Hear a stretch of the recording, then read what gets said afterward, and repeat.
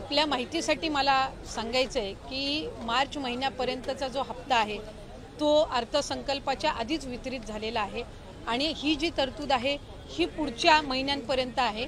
डिसेंबर महिन्यांमध्ये ज्या वेळेला ही जी केलेली तरतूद आहे या पलीकडे जर आपल्याला लाभासाठी तरतूद करावी लागली तर डिसेंबरच्या अधिवेशनामध्ये ती निश्चितपणाने करण्यात येईल। 36,000 कोटींची तरतूद जी आहे पहिले वर्षाचे 3 महिन्याची तरतूद ही आधीच उपलब्ध करून दिलेली आहे। आता राहिले तुमचे 9 महिने आणि मग त्याच्यानंतर डिसेंबरच्या अधिवेशनामध्ये जर पुढच्या 3 महिन्यासाठी लागली तर त्या पद्धतीने ती पुरवणी मागण्यांमध्ये केली जात असते।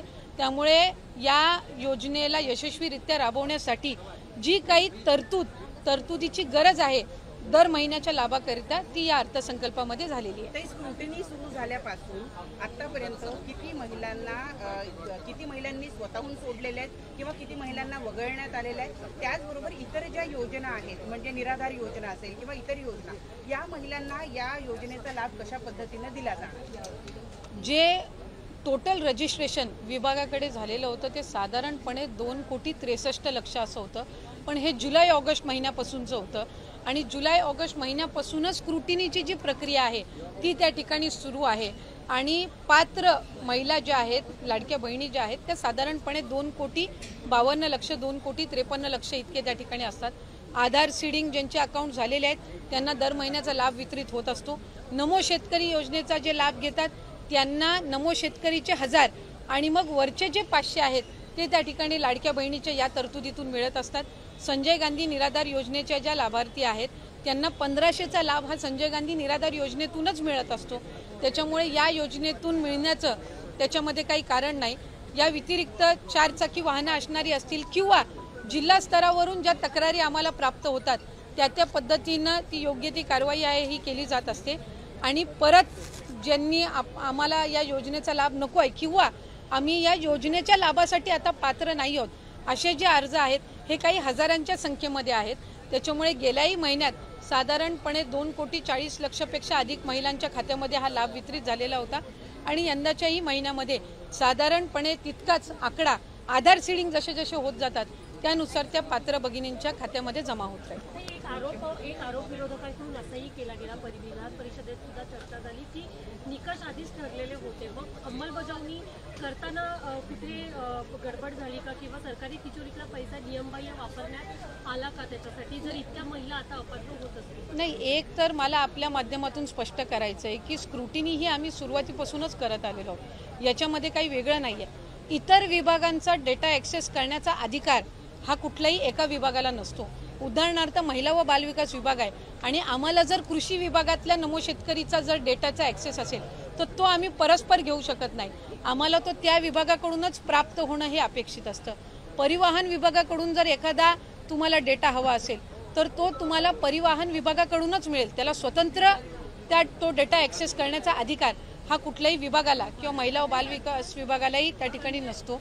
त्यामुळे सुरुवातीपासून याची स्क्रुटिनी होत गेलेली आहे।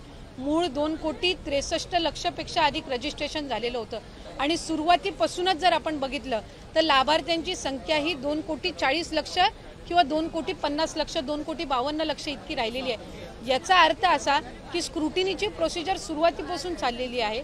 प्रत्येक विभागाकडनं जी आपण माहिती मागवतो त्याच्यामध्ये ऑक्टोबर, नोव्हेंबर, डिसेंबर महिना आचारसंहितेचा कालावधी होता। हा वगळता जशी जशी आमच्याकडे त्या विभागांकडनं माहिती येते त्या पद्धतीनं आम्ही ते पुढचं डीबीटी करायच्या आधी योग्य ती कारवाई असते ती करत असतो। त्यामुळे कुठल्याही पात्र जी निकषांमध्ये पात्र आहे एकही निकष न बदलता जी महिला पात्र आहे त्यांच्यावर अन्याय हा कधी या विभागाच्या किंवा महायुतीच्या सरकारकडून झालेला नाही। धन्यवाद। क्या वो वजह है कि आप लाड़की बहन योजना के तहत अपनी लाड़की बहनों को 2100 रुपए नहीं दे पाए? नहीं, 2100 का जो वादा है वो हमारी महायुति का सरकार का है और वो बिल्कुल हमारे राज्य के जो मुख्यमंत्री देवेंद्र जी फडणवीस साहब, हमारे दोनों भी उप मुख्यमंत्री शिंदे साहब और अजीत दादा इनके नेतृत्व में होगा ही। लेकिन आज जो हमारे ऑपोजिशंस है वो एलिगेशंस जो कर रहे थे कि ये योजना जो है ये बंद की जाएगी इलेक्शन के बाद, उनके मुंह पे ये तमाचा तो बिल्कुल आज का हमारा जो बजट है तकरीबन 36,000 करोड़ की जो बजटरी यहाँ पे प्रोविज़न है वो की गई है और ये योजना जो है हमारी सबसे एम्बिशियस हमारी ये योजना है, हमारी ये स्कीम है और ये ऐसे ही आगे भी सक्सेसफुली चलती रहेगी। हमारी जो लाडली सारी बहनाएं हैं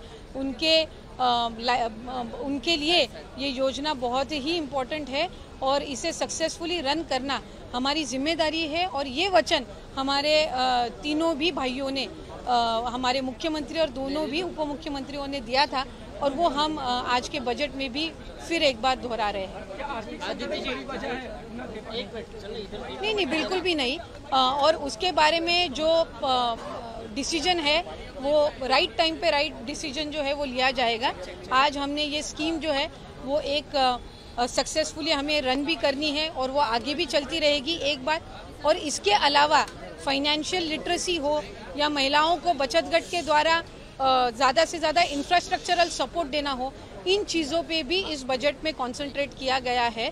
और सारे तरफ से सेल्फ हेल्प ग्रुप्स हो, लाडली बहना हो, लेक लाड़की जैसी योजनाएं हो, इन सब को ज़्यादा से ज़्यादा बजटरी प्रोविज़न जो है ये हमारे इस